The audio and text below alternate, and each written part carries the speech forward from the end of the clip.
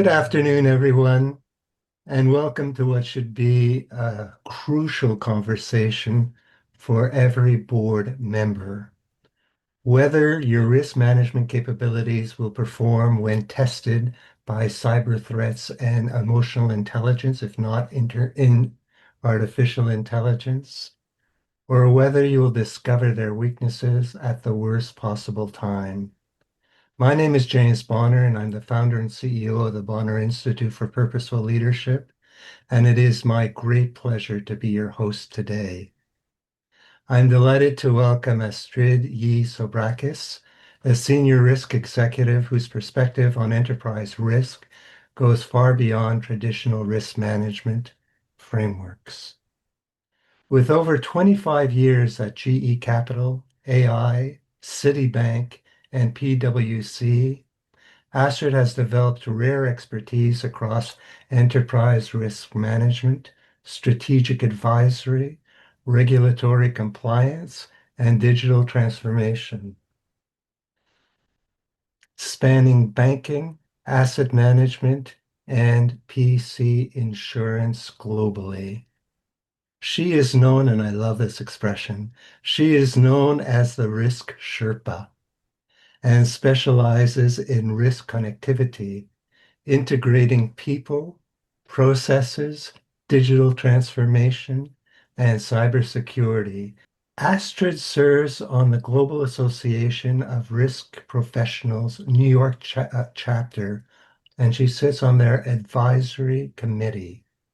In 2025, she released the Connected Frameworks or Connected Enterprise Frameworks, a systematic approach to transform enterprise risk management from a compliance discipline into the CEO's strategic intelligence network. Today's presentation examines four 2024-2025 incidents that tested whether traditional risk management works under cyber and AI pressure. The answer is, to say the least, sobering. United Health's Change Health ransomware attack required $6 billion in emergency equity to prevent healthcare system collapse. CrowdStrike's software update took down 8.5 million systems globally, and losses exceeding $5 billion, with less than 20% covered by insurance. Russia's Pravda network poisoned AI training data and scale, infecting 33% of responses from leading AI tools. And right now, today, organizations are deploying AI agents with purchasing authority, like MasterCard Agent Pay, without fully understanding what happens if those agents are compromised. That is sobering, isn't it? These are multi-billion-dollar proof that traditional AI management breaks under cyber and AI pressure. What Astrid will show you today is which specific governance capabilities failed in each incident, how those failures cascaded across all four pillars of enterprise risk management, and what organizations with mature capabilities do differently, do to succeed. We are pleased to welcome any questions you may have, but we do ask that you wait until the end of the presentation to articulate them. So, Astrid, let's dive in. Over to you.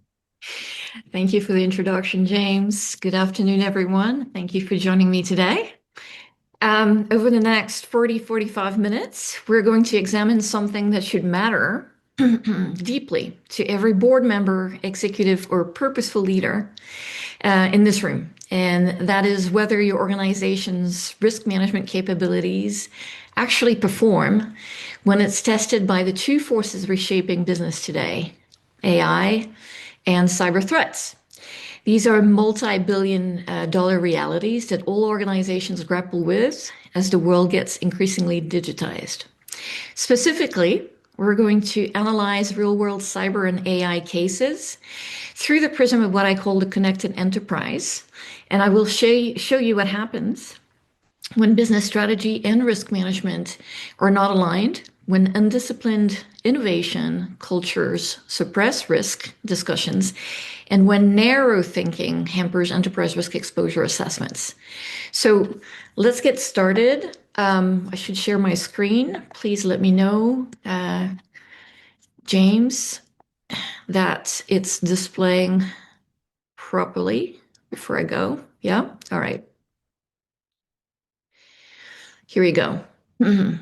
So let's start with a little context before we dive in with or into the specific incidents. Let's establish why you should care.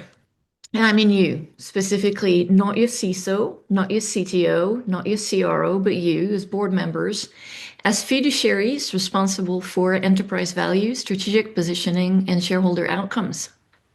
Cyber and AI directly determine multiple business outcomes that boards are accountable for. And we'll specify what those are through examples. I'll be talking M&A and capital allocation decisions, innovation and digital transformation, business continuity and resilience, and competitive positioning. I'm going to focus on very specific aspects of these four topics for a reason, and that'll become very crystal clear as we discuss the incidents. They're setting up the stage, for the four case studies that we're going to walk through just in a few minutes. So let me just start with capital allocation and investment decisions or priorities. When you defer security investments, you're not saving money, you're creating latent potential liability. Technical debt becomes exponentially more expensive over time. Security debt creates exposure, plain and simple. So when you're approving an M&A transaction, if the cyber maturity has not been assessed during due diligence, you're mispricing the deal, as well as exposing yourself to potential liability going forward. And we'll see what that means in just a moment. The second example that we'll look at relates to innovation and digital innovation. And so as your organizations converge technology and migrate, technologies, for example, moving to cloud or consolidating vendors, these should balance risk and opportunity. The question is whether you're making the trade-offs accidentally or explicitly. And what's critical is this. Risk and security should be seen as business enablers, not business blockers. And if your culture treats risk as the no department, you're sacrificing stakeholder trust by letting innovation outpace governance maturity, and that's not sustainable in the long run. The third example we'll look at touches on resilience and business continuity. This isn't about disaster recovery plans sitting in binders. When you're making efficiency decisions, you need to weigh them against resilience trade-offs, and single point of failures create concentration risk. Most important to remember. Lastly, we'll look at competitive positioning as it relates to ethical standards specifically. So even in the pursuit of disrupting markets, such as with agentic AI, one would be well advised to maintain ethical standards. Increasingly, customers and partners will require demonstrated governance before they work with you. So cyber, information security, artificial intelligence are enterprise business risks with systemic potential. They're not IT problems. These risks can halt operations, they destroy market value, they compromise strategic initiatives. These are strategic, financial, and fiduciary imperatives for boards and C-suite executives alike, of course, and that's why they demand board-level attention, and that's the purpose of the conversation today. So that's by way of context. We'll now move to the next slide, which is discussing a little bit more in what way cyber and artificial intelligence are systemic business risks. So you might be thinking, we already have risk management, we've got frameworks. Why are cyber and AI any different than the other risks that we've been managing so far? So there are three characteristics that I'd like to call out today that distinguish cyber and AI risks from traditional business risks. These characteristics also explain why traditional risk management fails under cyber and AI pressure. The first one is velocity. Traditional business risks tend to unfold over quarters, maybe years, when you have time to convene committees, retain advisors, analyze options, and build consensus. With cyber and AI incidents, we're looking at incidents unfolding in hours or minutes. So there's really no time to study the problem. The major implication there is that you cannot build coordination during the crisis. The governance architecture, risk, legal, compliance, tech, all the other functions that need to be a part of the conversation must already function as a network. The second characteristic is scale, where traditional risks are mostly containable within a business unit. Their impact tends to be limited there. Insurance covers most scenarios, and recovery can stay pretty isolated to that business area. With cyber and AI risks, by contrast, we're looking at systemic exposure that crosses functional boundaries, departmental boundaries. So traditional risk transfer through insurance doesn't really work so well at all. For systemic digital failure, of course, a lot of that has to do with coverage, which is suboptimal in today's world. And so boards approving budgets need to understand that the unintended exposure could be catastrophic of a cyber or an AI incident. And this requires pre-positioned liquidity facilities and resolution-like planning, not cyber insurance policies with inadequate limits. The third characteristic is contagion. You could also substitute that for the word interconnection. Traditional risk management treats risks independently, and credit risk, operational risk, cyber risk, separate governance, separate risk appetites, separate mitigations. That doesn't work so well when we're faced with cascading contagion, cascading incidents that travel across domains simultaneously. So siloed governance cannot handle cascading contagion. When IT reports a cyber incident, or Treasury reports liquidity crisis, or legal reports a breach of a regulatory nature, the boards need to understand that these aren't separate problems, but they're interconnected systemic failure. And that's precisely what the Connected Enterprise framework addresses. And so we'll be discussing a little bit more what that means now. So what is the Connected Enterprise framework? It's sort of a framework for enterprise risk management that I've synthesized from decades of scars from my career in risk management. And it's really about mobilizing what I call the CEO's risk intelligence network. So if you think of an organization as a complex system, a living organism, as it were, what does that organism need? It needs a vision and a direction, and that's what pillar number one, strategic alignment, achieves. It's making sure that risk management points where the business is going. That organism also needs the ability to move and execute, and that's what cultural transformation achieves by developing the mindsets, the behaviors, and the willingness to act in the face of risk information. It needs connective tissue to hold the organism together and enable movement. That's the role of pillar number three, enterprise integration, which weaves risk management across organizational boundaries.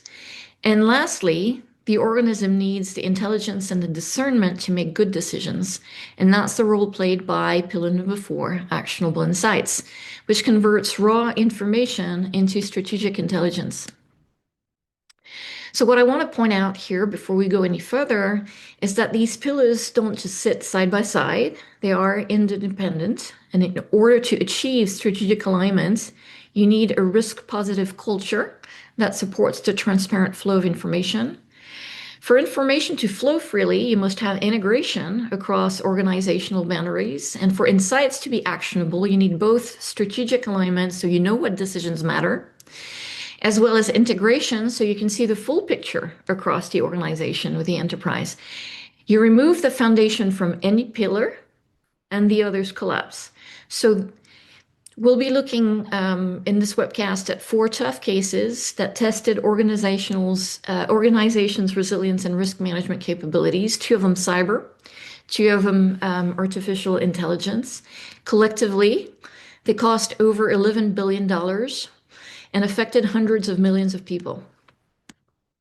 Each of these case studies that we'll be looking at will reveal which pillar of the enterprise risk management sort of construct I'm talking about here failed primarily, and critically how all the pillars fail together because they're interconnected as a system. We'll look at United Healthcare's merger and acquisition of Change Healthcare. That primarily was a failure of strategic alignment. Why is that? Because they failed to perform a cyber state assessment as part of the due diligence. We'll look at Pravda network, poisoning of AI training data as primarily a failure of cultural transformation, specifically around risk by design. We'll look at CrowdStrike global outage, which was dominantly an enterprise integration failure where concentration risk was not visible across the silos. And then lastly, we'll finish with deployments of agentic AI. I'll be talking about MasterCard's Agent Pay, not because they're a bad player, quite the opposite. And they're poised to disrupt the commerce industry. And I'm a big fan of their endeavors, but it comes with serious risk management implications that can be used to illustrate here our discussion of actionable insights. So let's now look at each of the cases, and we'll start with United Healthcare. So what happens there? United Healthcare acquired Change Healthcare. On paper, makes perfect sense. They're consolidating payment infrastructure, gaining efficiency, and creating scale. The deal goes through. Fast forward a few months, in February 2024, they were hit by a ransomware incident. And here's what nobody had anticipated. This wasn't just a company getting hacked. It was critical payment infrastructure for the entire US healthcare system going down. So 1/3 of all medical claims flows through Change Healthcare. When it stopped processing payments, small healthcare providers, local clinics, independent pharmacies, and whatnot, didn't have sufficient cash reserves. United Healthcare had to write a check for $6 billion to prevent mass insolvencies across the healthcare system. Think about that for a moment. Not $6 billion to fix their own systems, $6 billion to prop up the entire ecosystem while they worked on recovery. Now, the technical cause was fundamentally preventable.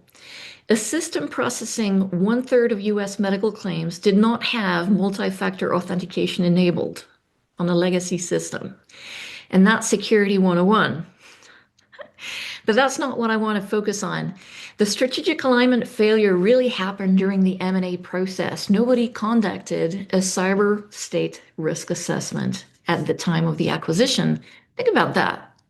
You're acquiring payment infrastructure that processes 1/3 of US medical claims, and nobody verified the state of security controls before closing the deal.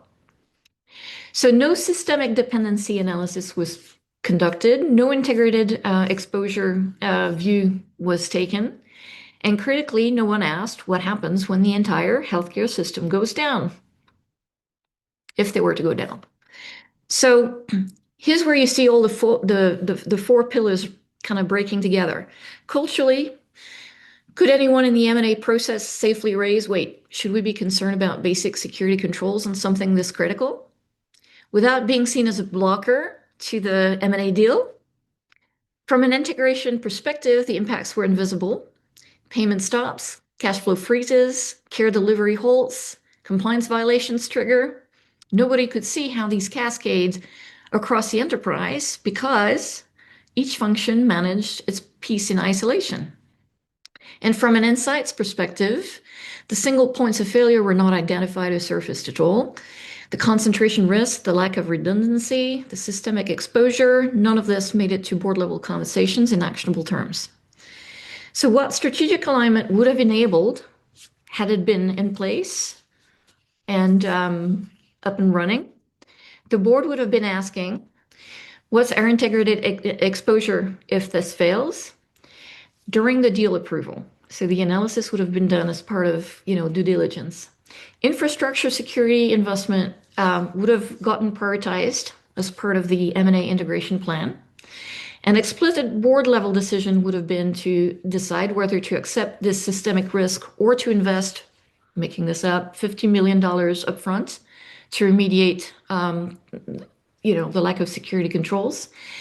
That would have been a strategic choice that the board would have made deliberately and not discovered after the crisis struck. So the key takeaway here is M&A transactions are strategic moments when risk assessments must be embedded from day one.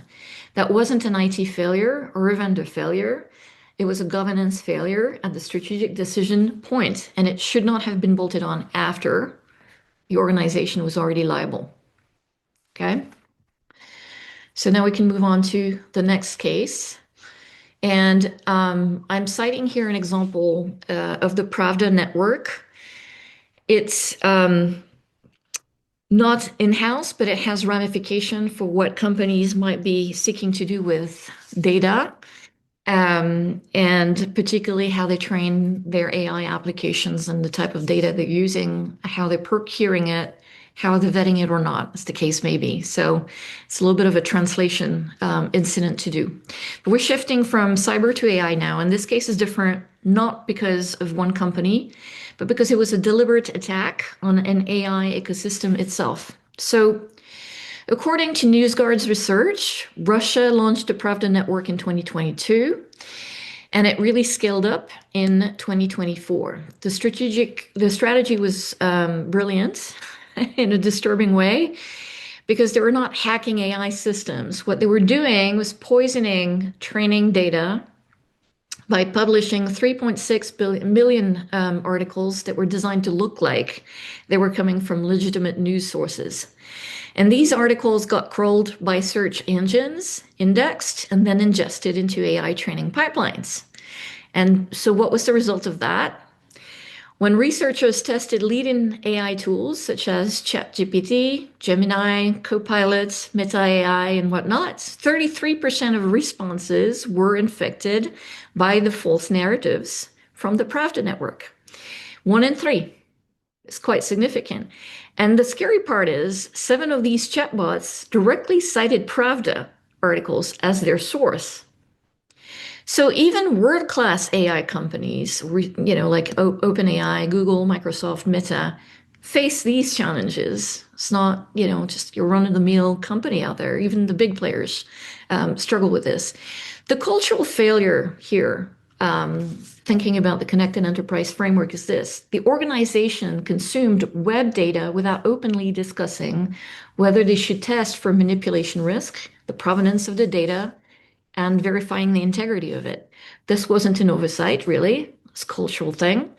The move fast culture prioritized speed over security by design, and testing that data integrity, validating the sources, questioning whether training data could be weaponized, red teaming for poisoning attacks. These questions didn't really surface because raising them would probably seem like blocking innovation, slowing time to market, and questioning the fundamental architecture.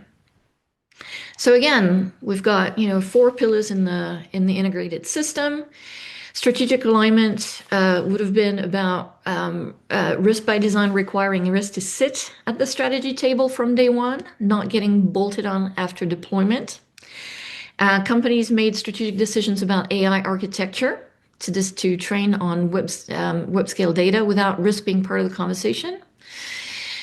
Enterprise integration would have been security, privacy, compliance, and AI development teams operating in silos. If they had coordinated, somebody might have asked, should we validate data provenance before ingesting billions of articles? And for actionable insights, nobody translated really whether they were vulnerable through unvalidated web data And if there were, how much exposure that would have translated into from adversaries poisoning trading corpus. So, what cul cultural what cultural transformation enables as a pillar is risk becoming a partner of product design from day one. Somebody would be very comfortable raising questions such as we should test, for data manipulation without being labeled a blocker. Security would be raising concerns, innovation, collaborating on solutions, and getting diversity of thought as part of the design process. And in today's rapidly evolving regulatory landscape, this becomes your competitive advantage. Some competitors might be paralyzed choosing between speed and security, but you might be moving fast with controls because you build them from the start. And that's what's separating leaders from laggards, in AI deployment. So the key message with this case study is that culture determines whether you can deploy AI quickly and safely, or whether you're forced to choose between speed and security. And the organizations winning in deregulation are not choosing between the two, between innovation and risk management. They're embracing both and they're integrating them. So the question for you to take back to your organizations are, can your teams raise concerns about AI training data integrity without being seen as blocking competitive development? We'll move to the next case and look at a cyber incident again, this time to illustrate enterprise integration. And we're now in July 2024. A company called CrowdStrike pushes a software update, and within minutes, 8.5 million Windows systems globally display the blue screen of death.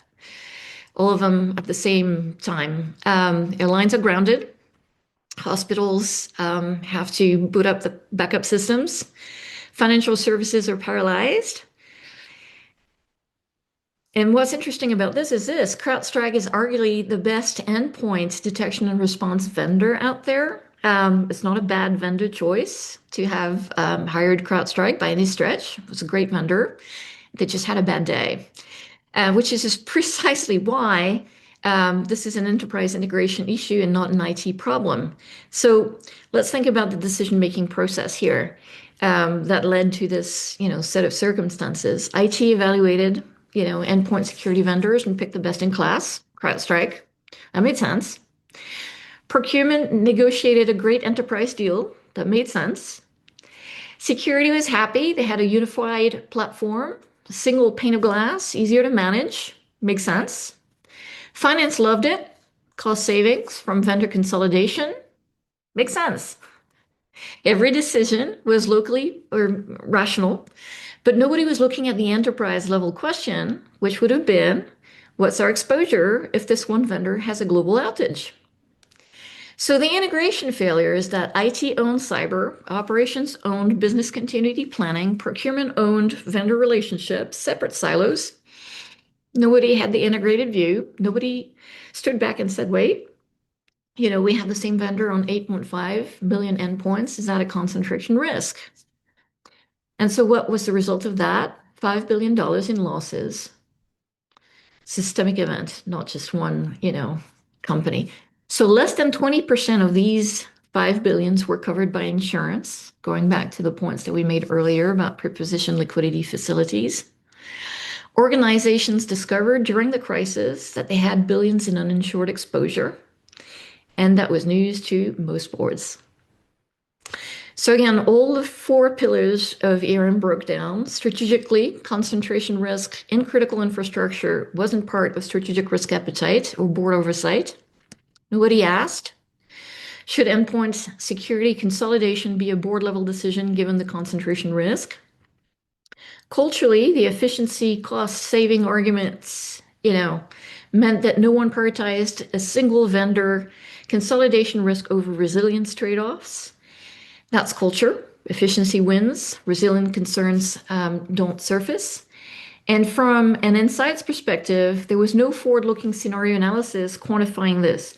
If our endpoint detection response vendor fails, here's X amount of dollars in operational loss. Here's Y% insurance coverage gap. The technical data never made it into strategic intelligence. So, what enterprise integration would have enabled is seeing across those boundaries.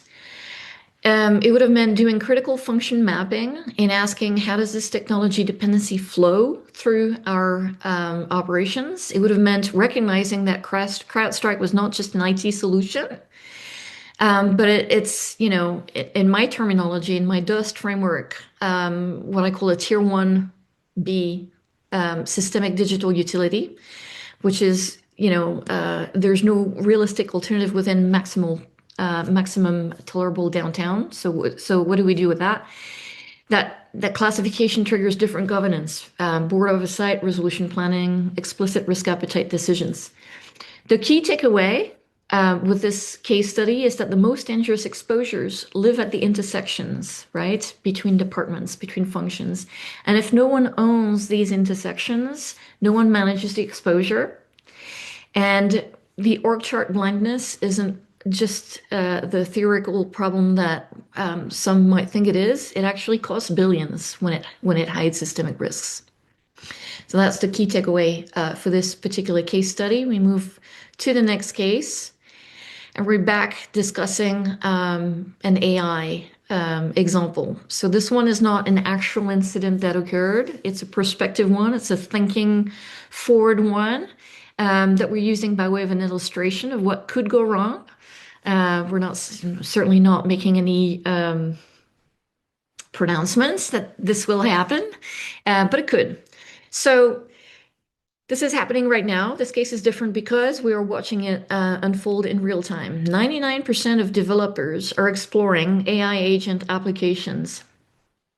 What are AI agents? They are autonomous agents with decision-making authority.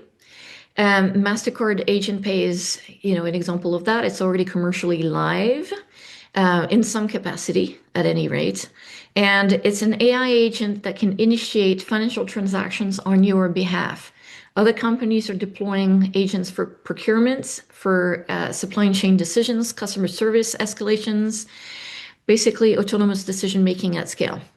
Security teams are doing their jobs. They report to the board. We have tokenization. We have cryptographic controls. We've got multi-factor authentication. The checkboxes are green across the board, and the board says, great, we're good to go. Let's deploy. But has anyone been asking that one question that matters the most? Namely, what if a compromised AI agent made an unauthorized purchase? What's the exposure, and how fast could it happen? So this would be, if that were to occur, an actionable insight failure, where security teams would be reporting technical metrics, what controls exists, but executives wouldn't have the strategic intelligence of what happens if those controls fail, what the business impact would be, and what governance is actually needed to prevent that from occurring. So an AI agent with purchasing authority gets compromised, maybe through prompt injection, maybe through a broader system breach. That agent would execute a transaction at machine, or transactions, actually, not a single transaction, multiple transactions at machine speed. No one transaction while someone refused, not one transaction that somebody looks at or reviews, but hundreds of transactions within a minute. That's what I mean by speed and machine speed. And by the time that the fraud detects an alert, or that the alerts fire, the company could easily have spent $10 million in unauthorized purchases they would have executed. So that's the kind of forward-looking analysis that Actionable Insights provides. And not here are controls, but here's what happens if the controls fail. Here's how fast. Here's what we should do about it. And that's the translation from technical metrics to strategic intelligence. Once you have that intelligence, the governance becomes concrete. Human circuit breakers at, say, $50,000 transaction thresholds, just by way of an example. Real-time monitoring, comparing agent behavior to baseline. Escalation protocols when agents exceed their authorities. And so these are very specific governance protocols that boards should be approving before deployment. In this particular case study, of course, still the other pillars matter as well. From a strategic alignment perspective, the board needs to explicitly decide what the risk appetite is for autonomous AI transactions. That's a strategic choice to be made. From a cultural transformation perspective, teams must be able to say our AI agent controls have gaps without being seen as blocking innovation or competitive deployment. From an enterprise integration perspective, this would require security, fraud, compliance, business, you name it, collaborating on governance and not working in silos. But the insights piece is what's missing right now.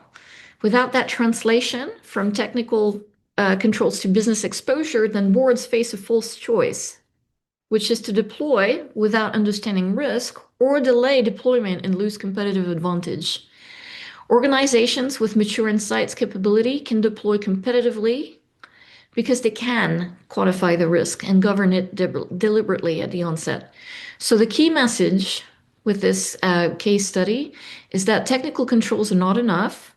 You need risk intelligence translated into business language that enables informed governance decisions. The difference between we have controls and here's what happens if these controls fail and what we should do about it is where success or failure lies, really. So the question is not whether we should be deploying AI agents. It's more about, can we deploy with risk intelligence or are we deploying blind? So that's the end of our fourth case study. We're jumping in now with sort of operationalization considerations, what works. And I'd like to discuss what organizations with mature capabilities do. And so for cyber and digital dependencies, I look at AI separately. For cyber and digital dependencies, I'm highlighting four major steps. First one is identifying systemic dependencies. This is where my DUST framework comes in, the digital utility systemic tiering. And you'd go about classifying your dependencies by concentration and criticality, both dimensions together, not one or the other, both together.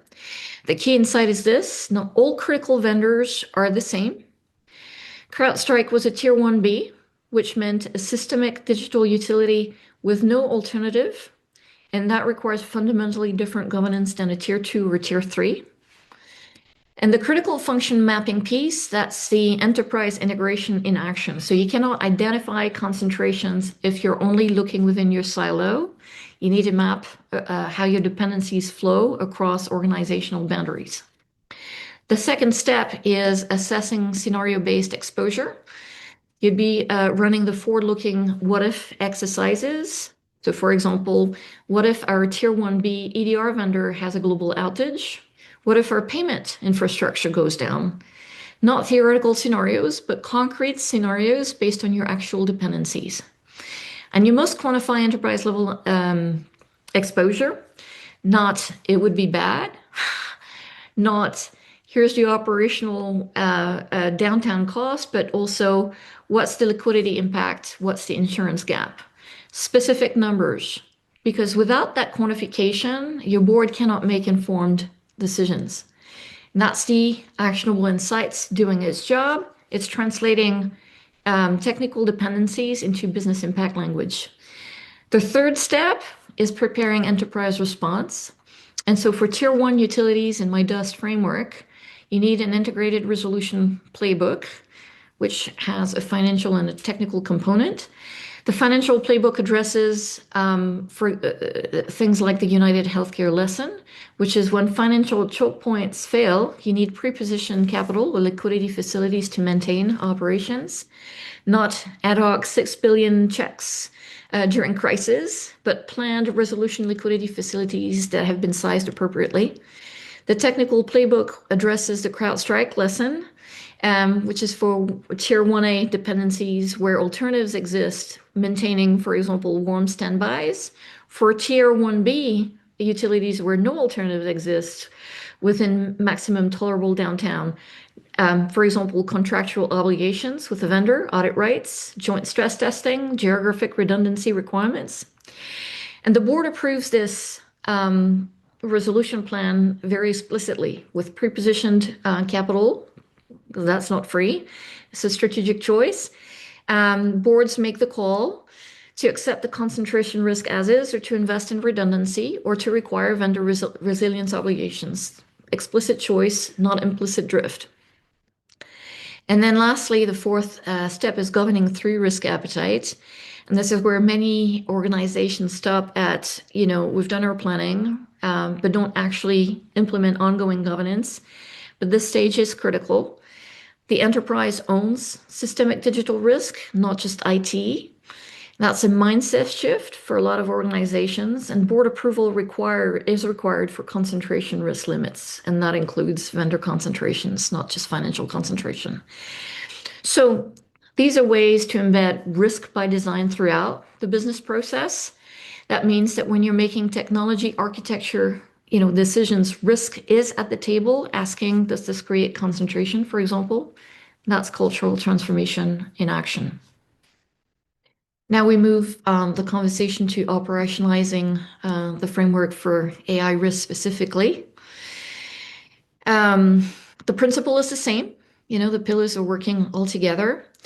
But it's a little bit more involved with AI because the risk landscape is expanding. These are some categories of AI risk that you need to be aware of. It's not the only ones. There are many others. Just highlighted those for today. That explains why these risks are fundamentally different from traditional technology risk. We've got wider attack surfaces because AI introduces new vulnerabilities, whether it's data poisoning, like we saw with Pravda network, whether it's prompt injection attacks or adversarial manipulation. Model risk management becomes critical. That's especially true for third-party models, but not exclusively. We need to validate the models, and oftentimes they're black boxes. We need to monitor for potential bias, which could cause regulatory problems. We need to continually monitoring for model drift or loss of control of model outcomes. And then there's the issue of digital workers in some capacity, where AI agents would be performing tasks that used to require, human intervention. So here's where it gets more complex. With AI, it's a tool, but it's a tool that's subject to three specific gaps. That means that human judgment is not replaceable. First one is context gap. AI does not understand strategic priorities or regulatory nuance the way humans do. It lacks situational awareness. Critical thinking gap means AI cannot evaluate its own output. It cannot weigh stakeholder interests. It certainly does not have an understanding or an assessment of reputational risk. The accountability gap is, resulting from these two. When something goes wrong, who's responsible? The AI? The developer, the deployer, the user? It's not AI, it's not the tool. It's got to be a human, right? So we need clear frameworks and governance requirements. And if you're deploying AI agents to make decisions, you need to understand where human oversight is non-negotiable. And that brings us to the 6-point decision framework that I've got there on the right-hand side of the slide. I'll highlight a few ones. We need to assume dual use. So, AI is a tool that can be helpful, but it can also be weaponized against us. So we want to red team them relentlessly. That means every AI capability that we deploy, we have to assume adversaries will attempt to weaponize it. That's reality. Pravda network proved that. You red team before deployment, not after. Another thing I wanted to highlight is the human AI partnership. AI amplifies human ability, but human judgment is not replaceable. So AI is brilliant for some things, such as pattern recognition or processing speed, but humans are essential for context, judgment, and accountability. So we need to design the partnership explicitly at the onset, and we can't let it evolve accidentally. We need to be very intentional about that. Another aspect I wanted to highlight is the strategic human checkpoints. We need to define materiality thresholds. So when does a decision require human oversight? Is it a financial value? Is it regulatory impact? Is it reputational risk? We need to be explicit about it. And then velocity governors, and this is probably the most counterintuitive one, where we think about AI as, a tool for productivity. But we want to deliberately build in friction at critical junctures of the process. And why is that? Because AI operates at machine speed, and that speed is our enemy, right? We need, as humans, to have time to intervene before autonomous decisions become irreversible. So that's what this framework enables in practice. Let's say you're deploying an AI agent with financial authority, like MasterCard Agent Pay, for example. The 6-point framework tells you, one, assume that it could be compromised. You need to red team the attack scenarios. Two, you need to design that human AI partnership. AI executes routine transactions. Human review anything above, say, $50,000 and making that threshold up. Three, we need to set strategic checkpoints where materiality thresholds, cross-border transactions, anything touching regulatory requirements is scrutinized, particularly. Four, we need to build velocity governors, circuit breakers that pause execution when patterns deviate from baseline. Five, we need transparency. Every agent decision is logged and auditable.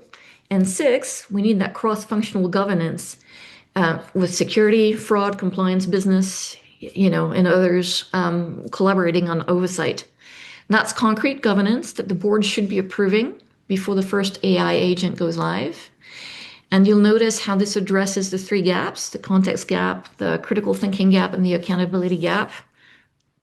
Context gap, humans provide strategic and regulatory context. Critical thinking gap, humans evaluate stakeholder impact. Accountability gap, clear frameworks for who's responsible for what. So that brings us to sort of the conclusion for today's conversation. I'm going to try to bring it together. We've seen $11 billion worth of proof, so to speak, that traditional risk management breaks under cyber and AI pressure. We've seen 4 incidents, 4 different pillar failures. The critical insight that I want you to take away is that in every single case, it wasn't just one pillar failing, but the 4 of them as a system. They're not separate initiatives, they're interconnected. When one fails, the others cannot compensate. That's what the connected enterprise means. And it's not about having better risk registers or compliance checklists. It's about creating architecture where risk, legal, compliance, technology, whatnot, function as the CEO's risk intelligence network, connected, coordinated, and capable of functioning under extreme pressure. So I'll be specific about what this looks like in practice. Strategic alignment means risk assessment embedded as part of, major decisions before they were made. Cultural transformation means someone can raise, we're over-concentrated in one vendor or training data needs validation. Enterprise integration means you should be able to ask, what is our enterprise exposure to this concentration? And actionable insights means your risk report tells board what to do and not just describe what is. And it needs to be forward-looking and decision-ready. So here's what I'm asking you to do. 4 questions to take back to your leadership teams. 1, do your major decisions, strategic decisions such as M&A, technology deployments, innovation initiatives, systematically include an integrated risk assessment from day one, or is risk an afterthought? Question number 2, can your teams raise concerns about cyber concentrations, AI control gaps, or vendor dependencies without self-censoring? Question number 3, who owns risks that cross functional boundaries? Who would have seen the CrowdStrike concentration before the incident? If the answer is no one, you have an integration gap. And 4, do your risk reports provide forward-looking intelligence that drives decisions, or is it backward-looking compliance data getting filed away? The answers will reveal to you whether you have a strategic ability or strategic paralysis when the next incident hits. And it will, because cyber and AI incidents are the new normal, and they're going to be testing your governance. And the only question there will be whether your four ERM pillars actually are functioning as an interconnected system, or if you'll discover your resilience and risk management capability weakness at the worst possible time. Not to be too scareful, too scary. Um, so before we close, I just wanted to share a few ways to engage further with this work. Currently conducting a global study on cyber risk exposure in financial services. We're examining how institutions are measuring and managing systemic digital risk. And I'm hoping to target the findings in Q1 of this year, 2026. If you're interested in engaging with this content more, feel free to reach out. Second way of engaging further would be for those interested in assessing your organization and where it stands relative to the connected enterprise. I've developed a diagnostic that maps capabilities against the four pillars.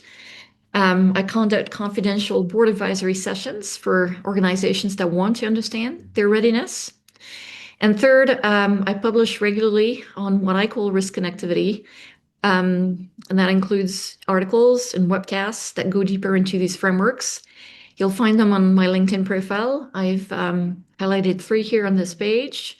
Um, Always happy to connect with you further and go deeper as you so desire. So we can open up for questions now, James. We will right away. I just want to mention, though, Astrid, how much I enjoyed your presentation. I sit through a lot of presentations. I give a lot of presentations on AI and board responsibilities, but I've learned a great deal from your presentation, so thank you. We do open it. If you, any of the people who are participating with us, if you'd like to unmute yourselves and ask a question, please do. Um, Perhaps while you're formulating one, I have a question for Astrid, just to get the ball rolling. Astrid, as you were speaking, I was thinking about a prospective skeptical board member and how they might ask the following. And I wrote it down to see if it made sense to me before asking it. And we've heard, or we've been hearing about cyber as a board issue for more than a decade now. We do quarterly cyber briefings. This is at the board level. We've increased our cyber budget significantly. We have a technology committee. We make you think this framework would have prevented, or what makes you think that this framework would have prevented these incidents when the board at United Health and CrowdStrike presumably had similar processes in place? So the bottom line of what I was trying to get at is that these companies have invested a lot of money into processes. And what makes you think that what you're proposing could have alleviated the pain that these companies have gone through? So it's a very good question. Thank you for asking it. And I think it goes to the heart of, the reason I gave this talk today. So you're right. United Health and organizations affected by CrowdStrike, for example, had cyber briefings. They had technology committees. They had qualified boards. And so what went missing? And I think the gap was not one of awareness, but one of architecture. And to be specific about United Health, they had a CISO, they had cyber briefings, but they were approving that M&A transaction um, without anyone connecting where, you know, mentally and explicitly the fact that they were acquiring payment infrastructure to the Mhm. question of what's the state of security controls to what is our systemic exposure if this fails. The questions were lived in three separate silos, right? You had the M&A deal going on one end, you had IT going on doing their thing in another, risk management, in another. It was not connected. It was not an integrated view. With CrowdStrike, I think it's even more telling. IT picked the best vendor, procurement got a great deal. Security Mhm. loved the unified platform. Finance probably loved the cost savings, right? Every individual decisions was rational, but no one asked the enterprise level question of what's our Right. exposure if this one vendor has a global outage. And that's different. That's what's different about the connected enterprise framework. It's not about more oversight. It's about connecting what we already have. It's the difference between having four qualified functions that report separately versus these Mhm. functions collaborating to see risks that live at the intersections. The question for the board is this: when you approve your last, Mhm. or most recent major technology consolidation, did anyone quantify the concentration risk and the insurance gap before you voted? And Right. if not, that's the architecture gap that I was addressing with today's talk. Thank you very much. We have time for one more question, so if it comes from the participant, it would be wonderful. And if not, I have another question I'd like to ask you. I would also ask if you don't mind, just because we'll be running short on time, if you'd put on the last slide about your contact information up. Yeah. And so you can do that as I ask the question. So we're going to multitask here. Okay. So the other question is this, and this comes from another person from who's very concerned about resource constraints. And they'll say our CISO is already stretched thin and asking for more headcount. Our CRO just implemented a new risk framework 2 years ago. If we're being honest, doesn't implementing this mean significant additional resources and budget at a time when we're being asked to do more with less? How would you respond to that? Yes. And that's another very good question and pertinent and important. So I appreciate the honesty, because that's the reality, right? That most Mhm. organizations face. And so I'm not here to tell you to double down on your risk budget. That's not realistic and frankly not necessary. And that's also why I feel so strongly about the connected enterprise framework I'm proposing. So here's what I'd like for people to consider. United Health spent 6 billion in emergency liquidity because they did not spend, I'm making this up, $50 million upfront on security remediation. Right. So organizations affected by CrowdStrike had billions in uninsured exposure because no one did the scenario analysis that would have cost a few $100,000. So that it's not the resource problem is not really a problem. That's a prioritization problem. The Mhm. connected enterprise isn't about adding massive new resources. It's recognizing how your existing functions work together or not. Your CISO, CRO, general counsel, already are doing their jobs. What you have to do is make sure they're coordinating on the risks that span their domains rather than, having them work in parallel. And practically, here's what mature organizations do. They start with a dust framework to identify their tier one systemic dependencies, usually 5 or 10 critical utilities, like Mhm. the EDR vendor, the cloud provider, the payment processor. They run scenario analysis on just those. That's not a massive lift from a resource perspective. It's a question of prioritization. And so for tier one utilities, you either accept the concentration risk explicitly, you maintain the redundancy, or you require contractual resilience obligations from your vendor.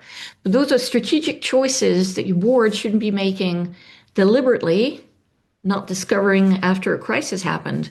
So the resource question I'd flip back to you is, can you afford not to know your top five concentration risks when the insurance gap could be in the billions? Does that answer the question? That answers it. For me, it does. It answers it very well. Thank you so much. We've run a little bit over our time, but I want to thank you, Astrid, so much for this, for me, a highly illuminating and impactful uh, presentation. It was really very wonderful. So Well, thank thank you. you. And we'd like to have you back sometime when you're free. It would be my great pleasure, and thank you so very much for having me. It was great fun as usual. Yeah, I shared my contact details in the chat box for good. participants, and of course, be very happy to hear from people. You can also reach me on LinkedIn, and continue this conversation in greater detail. Thank you so very much. Thank you, everyone. Have a very good day.